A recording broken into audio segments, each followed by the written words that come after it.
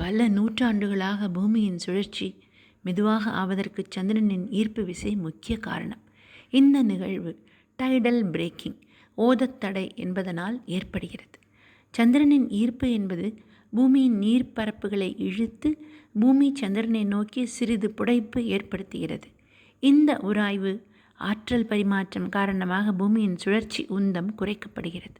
இதில் சந்திரன் hand brake ஒரு கைத்தடை போலவே செயல்படுகிறது. ஆனாலும் 2020ஆம் ஆண்டு முதல் பூமி அதன் சொந்த சுழற்சி வேக சாதனைகளை மீண்டும் மீண்டும் உடைத்து வருகிறது. 2024 ஜூலை 9 அன்று 1.36 மில்லி வினாடிகள் குறைவான நேரத்திலும், ஜூலை 22 அன்று 1.34 மில்லி வினாடிகள் குறைவான நேரத்திலும் பூமி சுழன்றது என்று அறியப்பட்டது. துருவ காந்தமும் காந்தப்புலமும் ஒன்றல்ல, ஆனால் அவை நெருங்கிய தொடர்புடையவை. அதாவது காந்த துருவம் என்றால் மேக்னெட்டிக் போல், காந்தப்புலம் என்றால் மேக்னெட்டிக் ஃபீல்டு. பூமியின் காந்தப்புலம் என்பது ஒரு நிலைத்த அமைப்பு அல்ல.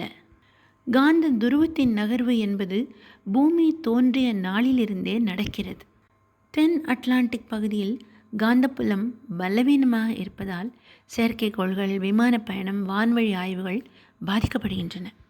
சர்க்கிள் பாதை கனடாவிலிருந்து ஆர்க்டிக் வழியாக சைபீரிய கடற்கரையை நோக்கி காந்தப்புலம் நகர்ந்துள்ளது.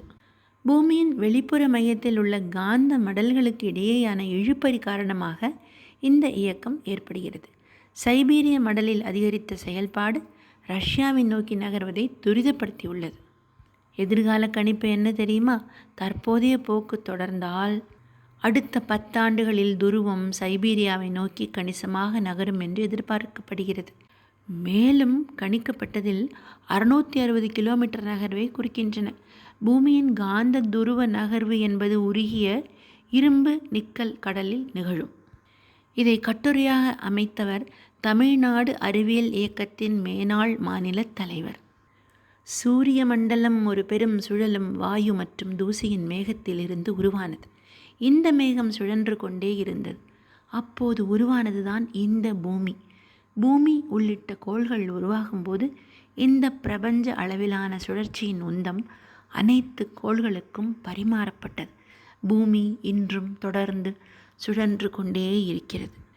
இப்பொழுது பூமியின் வடதுருவ காந்தப்புல நகர்வு வேகம் அதிகரித்திருக்கிறது என்று இந்த சிறப்பு கட்டுரையை நமக்காக வடிவமைத்தவர் பேராசிரியர் சோ.